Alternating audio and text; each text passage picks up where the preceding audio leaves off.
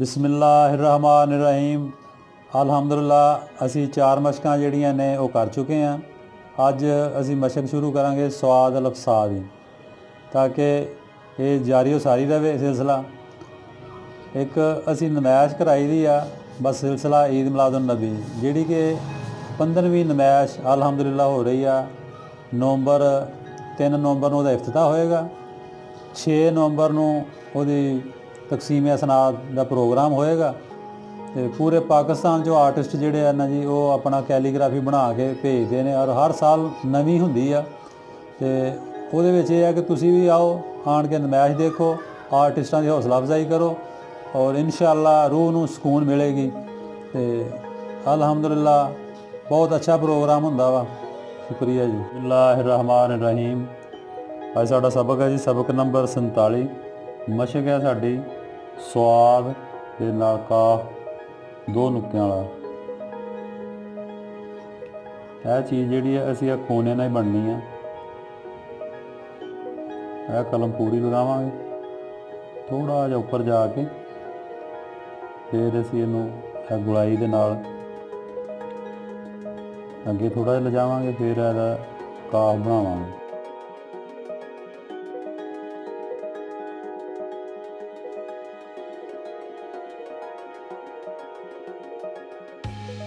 ਇਹਨੂੰ ਕੋਨੇ ਨਾਲ ਇੱਥੇ ਤੱਕ ਲੈ ਕੇ ਆਵਾਂਗੇ,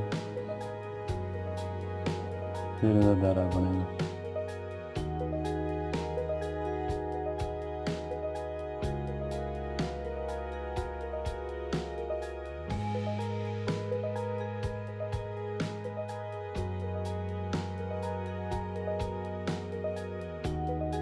ਇਹਦੇ ਨੁਕਤੇ ਇੱਥੇ ਬਣਾਏ ਜਾਣਗੇ,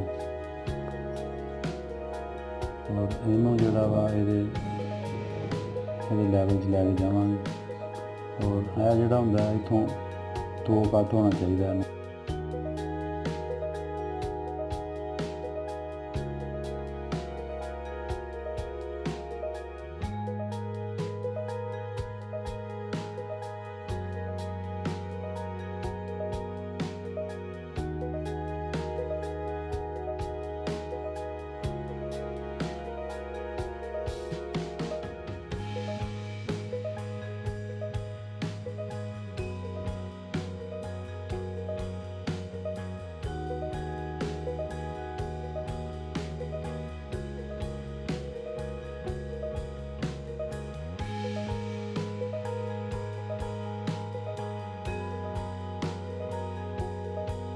ਇਹਨੂੰ ਅਸੀਂ ਅੰਦਰੋਂ ਇੱਦਾਂ ਚੈੱਕ ਕਰੀਏ ਨਾ ਜੀ, ਤੇ ਇਹ 1.5 ਪੁਆਇੰਟ ਬਚਣਾ ਚਾਹੀਦਾ ਹੈ।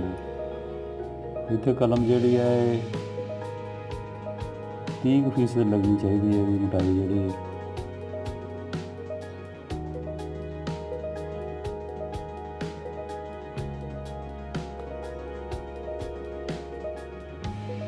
ਇਹ ਗੁਲਾਈ ਕੋਨੇ ਨਾਲ ਇੱਥੇ ਤੱਕ ਲੈ ਕੇ ਆਵਾਂਗੇ, ਫਿਰ ਇਹਦਾ ਦਾਇਰਾ ਜਿਹੜਾ ਅਸੀਂ ਸ਼ੁਰੂ ਕਰਾਂਗੇ।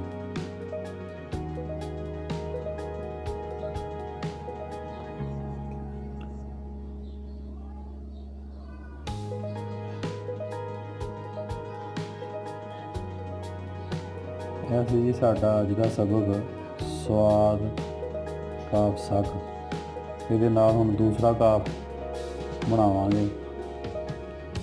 ਸ਼ਕਲ ਜਿਹੜੀ ਹੈ ਉੱਪਰਲੇ ਪਾਸੇ ਹੈ, ਸਵਾਦ ਦਾ ਉੱਪਰਲਾ ਹਿੱਸਾ ਜਿਹੜਾ ਉਹ ਇਹੀ ਬਣਨਾ।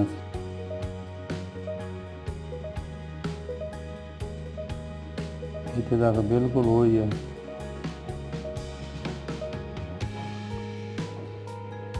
ਇਹ ਜਿਹੜੀ ਚੀਜ਼ ਹੁੰਦੀ ਹੈ ਇਹ ਵੀ ਇੱਕ ਪੁਆਇੰਟ ਦੇ ਫਾਸਲੇ ਤੋਂ ਬਾਅਦ ਇਹਨੂੰ ਉੱਪਰ ਲੈ ਕੇ ਜਾਣਾ।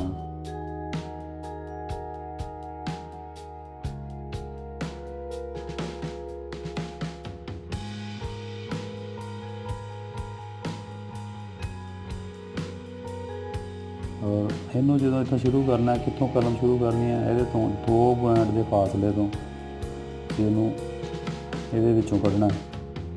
तो फिर इन्हें फिर ये लैवल जाना इन्हें।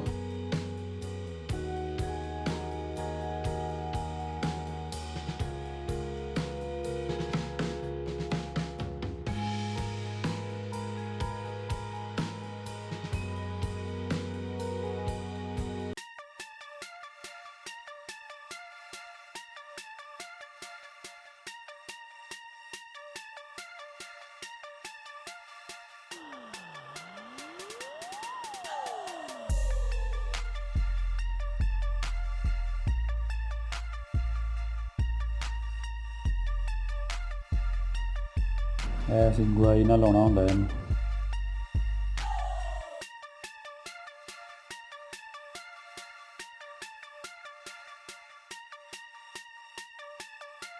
ਇੱਥੋਂ ਜਿਹੜਾ ਹੁੰਦਾ ਇਹਨੂੰ ਚੈੱਕ ਕਰਨਾ ਵੀ 1 ਪੁਆਇੰਟ ਹੋਣਾ ਚਾਹੀਦਾ। ਇਹ ਜਿਹੜੀ ਨੀਚੇ ਤਕੋਨ ਹੈ ਇਹ ਬਚਣੀ ਚਾਹੀਦੀ ਇਹਦੇ ਵਿੱਚ। ਅਸੀਂ 2 ਕੱਤ ਤੋਂ ਇਹਨੂੰ ਸ਼ੁਰੂ ਕਰਾਂਗੇ ਅਤੇ ਤਕੋਨ ਇਹਦੀ ਜਿਹੜੀ ਇਹਨੇ ਫਿਰ ਬਚੇਗੀ।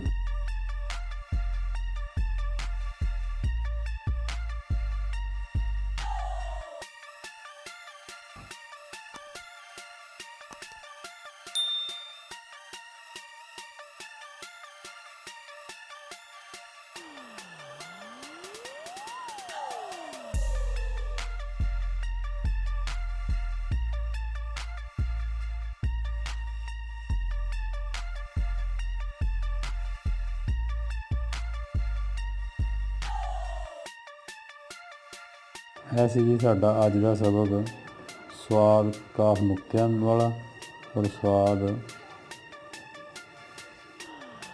ਕਾਫ ਸੱਖ।